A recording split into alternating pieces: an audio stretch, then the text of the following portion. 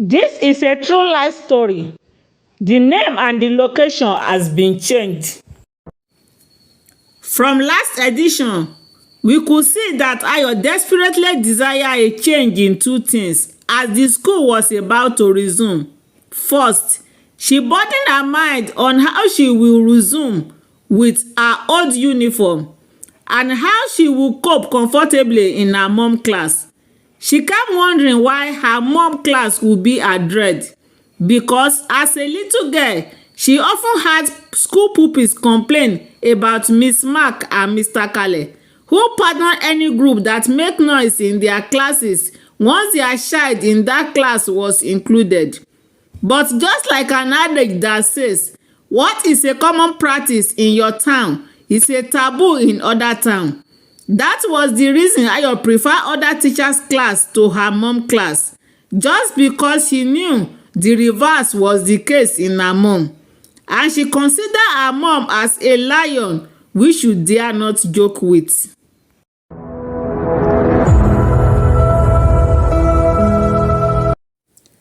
Ayo got the shock of her life when her mom called her and handed over to her another old uniform. Ayo quickly recognized the uniform as the one Ayoka used when she was in primary school 4 years ago. Ayo was bitter and she broke down within her. Mind you, she dare not let her mom know her feeling, so she reluctantly thanked her mom as part of the virtue she was taught. Meanwhile, within her, she was sad and depressed. Then she doubted whether she would use a new uniform in her entire school life. And since she was so sure that she would attend the same secondary school with her sister. The joy of Ade's excellent performance changed the atmosphere at home as he did not beat Ayo and Nafe as such during this concluded holiday. All he did was to encourage them to face their studies, since both of them came first position in their respective classes. Ade, who was going to the boarding school, resumed on Friday with all his provision bought and kept in a box with a big padlock so that it would not be stolen from him. On Monday morning, Ayo put on her uniform and resumed with a mixed feeling to her new class, which was her mom class. But to the glory of God, it wasn't as stressful as Ayo thought it would be. Perhaps it was because her mom still had a little bit of mother's feeling with the way she was treating her, or Ayo had overestimated the feeling that her mom could maltreat her than Miss Kuti.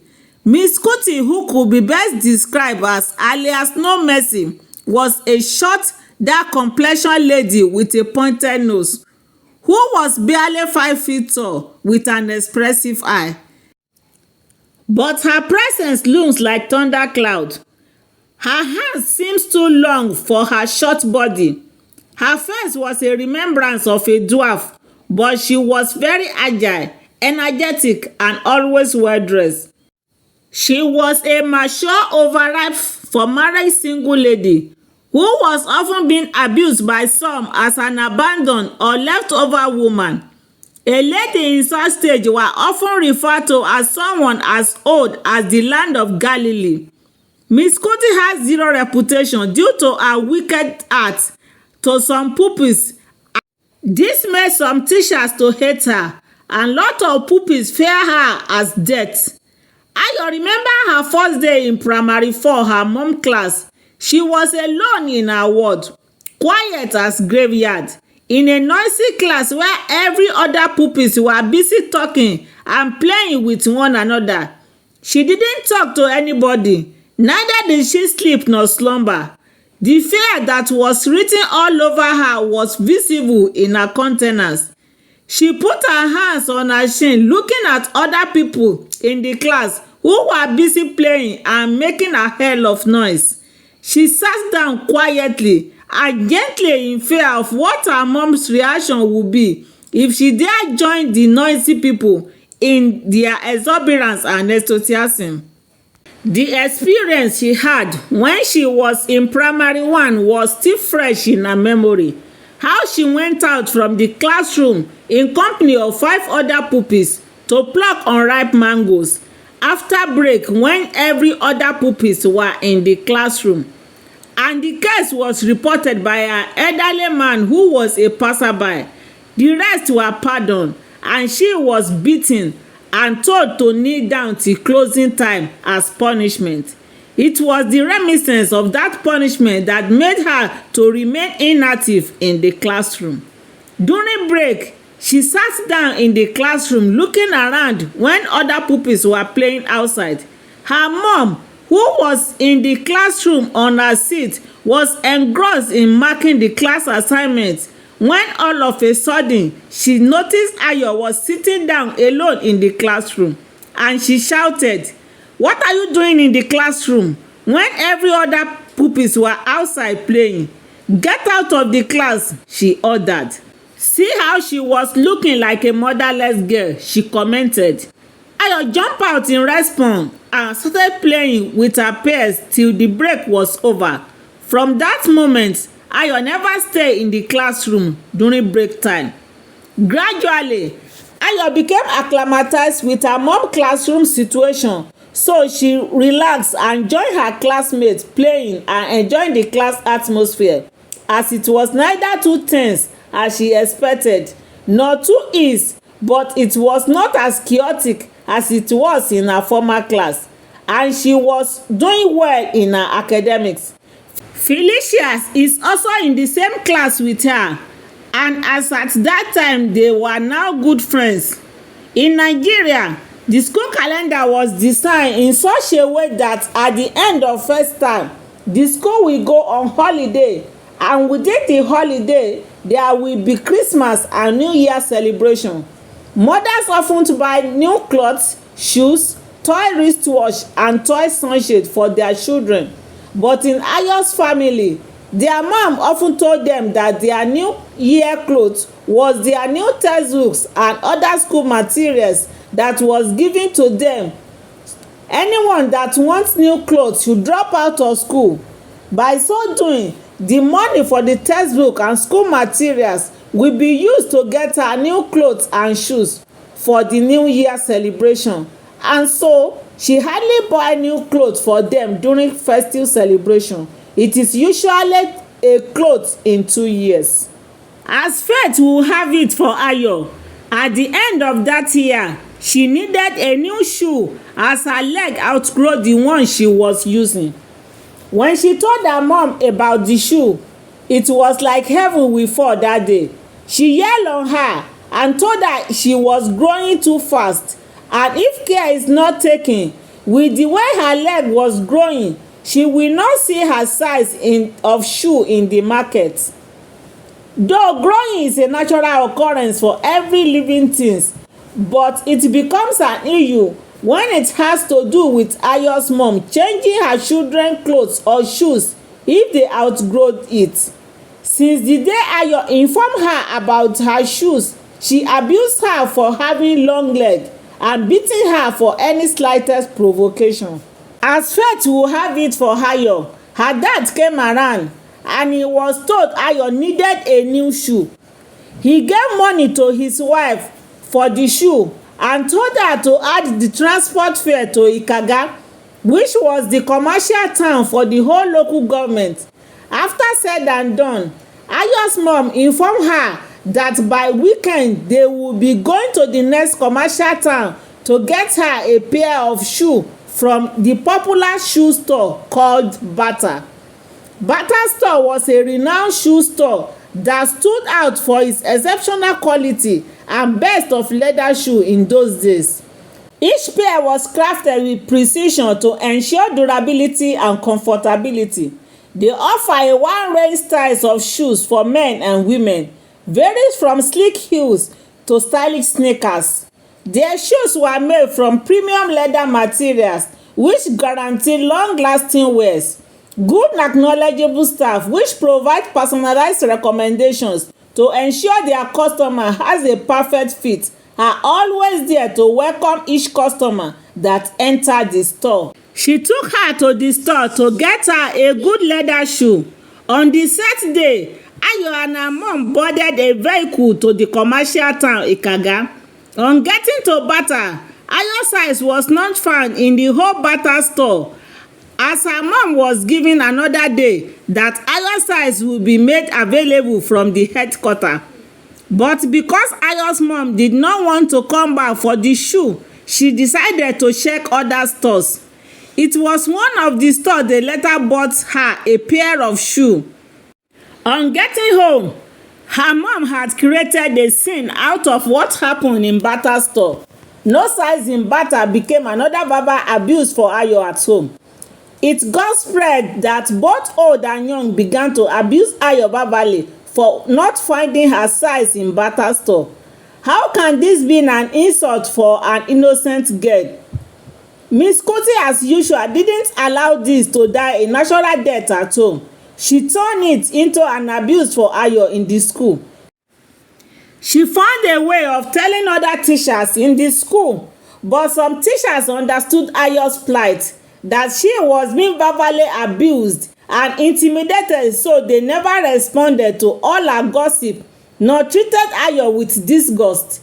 But in the market, though Ayo was in the market with her mom, the choice of the shoe to buy depend wholly on her mom. Any store they enter, her mom will tell her to point to the shoes of her choice. All the shoes Ayo pointed were either too expensive, too flashy, the heel is too high, or it will not match all her church wears. Eventually, Ayo's mom resorted into buying a pair of shoes of her choice as against Ayo's choice. And Ayo had no choice than to accept whatever her mom chooses for her. That was one of the factors that affected Ayo, which made her develop a habit of preferring others to hers. And before the end of third time in primary 4, Ayo's mom got pregnant and she left for her maternity leave. Another male teacher, Mr. Ilori, was posted to Ayo's class from another school. Mr. Ilori was a young man in his early 20s with a fresh face, sharp mind, and full of passion. Whenever she taught in the class, Mr. Ilori would always inject professionalism and carry every member of the class along. He dressed neatly to school as if preparing for Mr. Campus pageant, while the rest teachers looked like farmers when compared them. His charismatic presence effortlessly commanded the attention of his pupils and co-staff. He was not the wish-hunting type like Miss Kuti and her mom.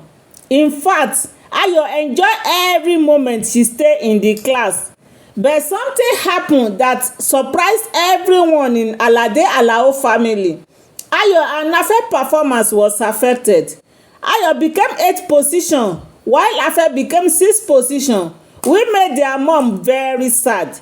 She said Ayo and Afe will repeat the class even though they were both promoted. During the holiday, Ayo's dad came back to check on his family as the expected day of delivery for his wife was at hand. The whole event happened on the evening after the family dinner.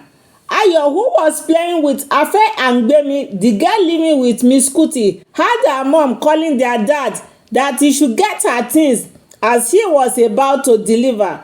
Ayo's dad moved to the roadside looking for a taxi to help his wife to the general hospital in Ikaga. This time, Ayo was old enough to understand all that was going on around her. Their mom left that evening with their dad, leaving Ade, Ayoka, Ajayi, Ayo, Afe, and Adufe at home. Ade was instructed by their dad to lock the main door before they sleep, but rather than sleeping, Ade and her sibling with Miss Kuti stay in the balcony till midnight before retiring to their room because the moon shone like daytime. Moreover, Ade was so comely whenever he was dealing with an adult or his age mate, but a disciplinarian when dealing with his younger siblings.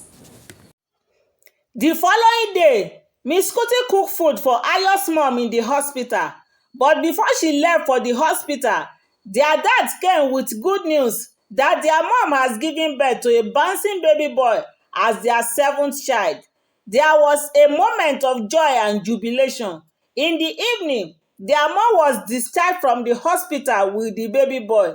At home, Miss Kuti bathed and massaged the baby boy with local concoction prepared by their dad, and their mom used the one prepared for her too. Ayo didn't notice all this when the sixth child was born because she was still very young. Their dad was so happy and said the naming ceremony of the boy was going to be an elaborate one. The reason was because the ceremony was going to be two-in-one celebration, primarily because the child was born as a baby boy, and secondarily, the celebration of his graduation from the university. Naming ceremony is usually on the 8 days after delivery, and before the 8 days, proper publicity had been made for neighbors, well acquaintances, teachers, and extended family members. But because it was during the holiday, only few teachers and pupils who were living in Eruga were present. The house was full to the brim, for lots of people came from the neighborhood to grace the occasion, and the naming was fantastic. Dola, who was one of Ayo's cousins from Agbagba, was around. The one that saw her when she was looking at a girl sitting down in the down part of a story building, eating with big fish, and gave her a resounding slap to reset her memory, then had become a big girl, was around for days before the naming ceremony, which was well appreciated by everyone in the kitchen where the cooking took place. Ayo's dad was very happy and he named the baby boy Are Mike Alao. So many well-wishers also dropped the name for the baby, which was a common practice in those days. Are was the name popularly agreed upon by the members of the family for the boy. It was after the naming their dad had enough time to check Ayo and Nafe report card, and he wasn't impressed by their performance. Yet he disagreed with the idea of his children repeating in class. Rather, he said henceforth he would start teaching his children anytime he came back from the farm. All glory to God. The naming ceremony was successful. Ayo's dad has finished his service here with NYSC, and he called his family member together and told them he was going to school to collect his statement of results. He promised he would be back in few days. So he traveled and came back with good news that the head of department told him to come for his master's degree of a year and a half, so as the department wanted to employ him as an assistant lecturer since he graduated with good grade in his university studies. What do you think will be Ayo's mom's response to this golden opportunity that was given to her husband? State your opinion in the comment section. Thanks for watching this video, and don't forget to subscribe, like, comment, and share.